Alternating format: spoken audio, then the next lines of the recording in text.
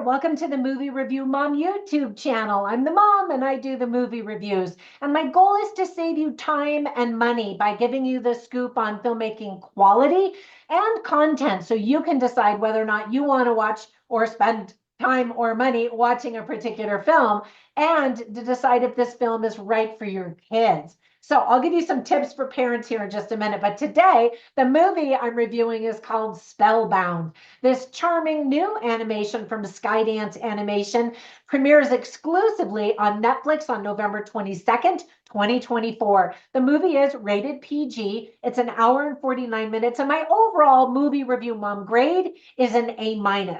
So I'll give you the whole scoop first in a nutshell, then I'll point out things I liked, then things I didn't like. I'll offer tips for parents, themes worth talking about, funny lines, interesting lines, and we'll finish up with recommendations for other films that are sort of similar that you might also really like. Okay, so in a nutshell, the story is about Ellian, a tenacious princess who must go on a daring quest to save her family and her kingdom after a mysterious spell transforms her parents, the king and queen of Lumbria, into monsters. But the monsters aren't super scary. They're fluffy and kind of cute. The film was directed by Vicky Jenson. Vicky Jenson also co-wrote the story with Hynek and Elizabeth Martin. The director gave full credit to composer Alan Menken and lyricist Glenn Slater for giving the movie its soul, and it has a lot of soul. The director stated, quote, Spellbound is about what it is that really makes a family. It speaks to kids and their parents and the kinds of alienation that can happen between them, as well as the steps that we have to take toward each other and how we can weather it together when we're going through tough times and to come through on the other side with better understanding, end quote. So quick tips for parents. A bird gets his petrified head torn off, and that kind of surprised me. I was like, whoa, okay. It was funny, but kind of a dark moment for kids.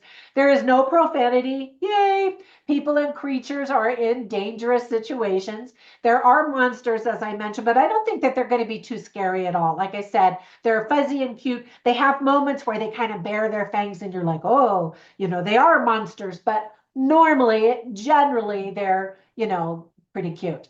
Some parents may not like that the two wise oracles are a gay couple. Some of the themes that are illustrated very well are responsibility, duty, appreciating parents, keep the light burning inside you, dealing with dark feelings. And here, this was a quote. It's a song lyric that's sung by Bolinar, one of the characters, and he says, maybe any big change can soon feel small. In other words, change in family status, change in relationships, and then also anger and divorce. All right, so here's the very long list of things that I really liked about this movie. It definitely feels and looks like a Disney princess movie. That is in large part due to the team that has worked on Disney movies in the past. The musical score by Alan Menken is very Disney-esque too, and sweeping with emotion and triumph. This is his second animated film to not be from Walt Disney Animation Studios. The lyrics are all about relationships with some deep, complicated emotions. And it kind of reminded me of Frozen Part 2, how that one was pretty dark and heavy with really important lessons. And as I looked at the timing of that movie, that came out right before the big pandemic. And I think that it helped equip children, young children, with what do I do in this new crazy world? Just take one step, the next best thing, right? And so I think that this is similar in that it helps young children understand very complicated adult issues when it comes to family. John Lithgow is perfect. I just love him and everything that he does. Rachel Zegler stars as the singing princess and has such a lovely voice. She has a Disney princess voice. Now, she's been in the news a lot recently due to snarky and disrespectful things that she has said about Trump, as well as talked about the very troubled production of Disney's live action remake of Snow White and the Seven Dwarfs. And because of it, she's losing fans quickly, which is a shame because she is so talented. And this voice is just so fantastic in this movie. The king and the queen in this story are voiced by Javier Bardem and Nicole Kidman, and they both sing too. Other cast members include Jennifer Lewis, John Oliver, Titus Burgess, and Nathan Lane. I haven't seen Nathan Lane in anything in a while, and so I instantly recognized his voice and was like, oh, he's just so much fun. The royal postmaster was hilarious with all of the bird poop all over his clothes and the long moments of silence to honor all of the pigeons who were petrified in the dark forest of eternal darkness. This happens very early on in the movie, and then he shows up again at the very end of the movie. But I just thought the visual was so funny, and I love animation that pays attention to details. Disney, Pixar, they're so great at that when they do their films. And this movie had it too. It had that it factor. There are some beautiful details, such as when the rain drops on piano strings. Now, I don't know, we call them strings. There's the keys, but then when you open up the piano, there are those strings. Anyway, so rain starts to drop, and then you hear those musical notes, and then it leads into a lovely song. The costume and clothing design is unique, lovely, and whimsical with kind of an Indian slash Indonesian flair. I don't know. I'm sure someone's going to comment down below and correct me and tell me what it is. It's not exactly one country. There's one particular dress that I don't know that exists anywhere. But anyway, I thought it was just really fun. And you couldn't quite pin down, any ethnicity or race or color or anything. And I thought that was actually kind of nice.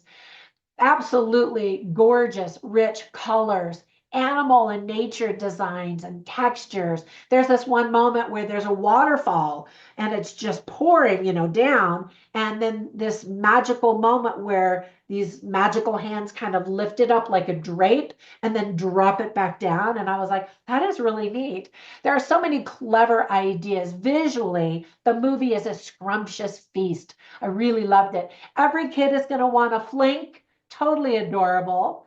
And I love the illustration of how being angry fills you with darkness and how being positive fills you with more light. It's absolutely true. And the movie illustrates that very well in a variety of ways. There's a lot of humor, magic, and fun. Now, I really only wrote down two things for things that I didn't like. First of all, there's a scene made just for parents when someone says, "Here's Monster," referencing the movie The Shining, something that kids definitely won't pick up on. And I thought, okay, well, that's interesting, I guess. And then some of the lyrics aren't ones that your kids will happily sing because the emotions are intense. Again, kind of like in Frozen, some of those songs were really fun and light and kids could sing them. But then some of those songs were deep and dark and, and that's how most of the songs are in this movie as well. Now, whenever I watch movies, I write down funny lines and interesting lines simply so I can share them with you, so you can get a taste for the script writing quality and content. I've got way too many that I wrote down. I was like, oh, that's really good. Oh, I'm going to write that one down. You can see all of them on my written review at moviereviewmom.com, but I'm definitely going to share some of them with you right now. So there are many, many times where these oracles and other people kind of look at this teenage girl, this princess who's just, emotional, and they refer to her just being a teenager, and that's why she's, irrational. And so Nathan Lane plays one of the oracles, and he says, "Oh, I thought you were being dramatic." And then she says, "Why did you think that?" And he said, "Because you're a teenager." And then again, somebody says something else about that as well. And then later, John Lithgow's character says, "Why won't she listen?" And then Jennifer Lewis plays a character who says, "Because she's a teenager." Again, and I just thought that was interesting that they kind of kept bringing her age and immaturity up. And then despite that, this teenager has to run the kingdom and figure out how to save her parents who've been turned into monsters. And so, she's trying to get people to do certain things. And so she takes her parents, her monsters, who are kind of like animals in the sense that, they can't speak in the very beginning. They can just roar, and they don't have a big complicated thought process. Anyway, finally, the dad and the mom start to learn a few words. And so Javier Bardem says, "Are we there yet?" Because they're going on a journey. And she says, "We just started." And I thought that that was a cute reversal of roles. You know, how the kids in the back of the car are always like, "Are we there yet? Are we there yet?" So I thought that that was a cute addition and a nice touch. Then I thought this moment was cute when Princess Ellian says, "Butterflies." You know, her dad is trying to learn words and he's like, "What is that called?" And she's like, "Butterflies." And he says, "Butterflies? How can butterfly?"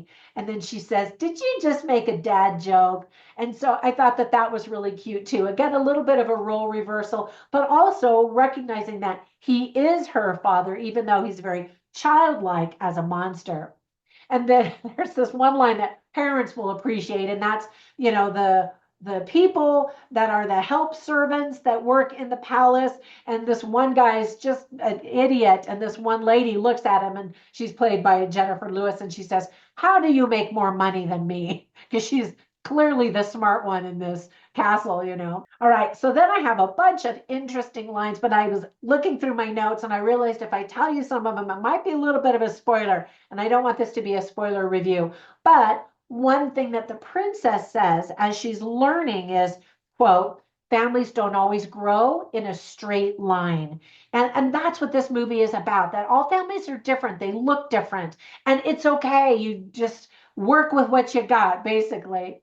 Now, whenever I watch movies, I instantly think of other ones that I want to share with you.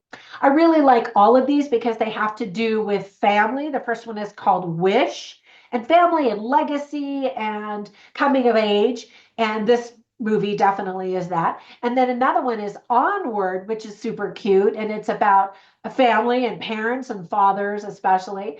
And then the other one I want to recommend is also a Netflix animation that is just gorgeous. It's called Sea Beast. And in fact, I'll cue that one up. So as soon as you're finished watching this one, watch that movie review. In case you never saw it, I just thought it was just so beautifully made. And I hope that you'll enjoy all of those. If you look in the description below, you'll see links to my reviews and all of the information about that. All right, so when you get a minute, run over, visit me on all of the social media platforms. You can find me as Movie Review Mom, of course, but also as Trina Boyce, where you can learn about my 33 books that I have out there, my online courses, my products, and my other shenanigans. Have a fantastic day, and I will catch you in the next one. Bye for now.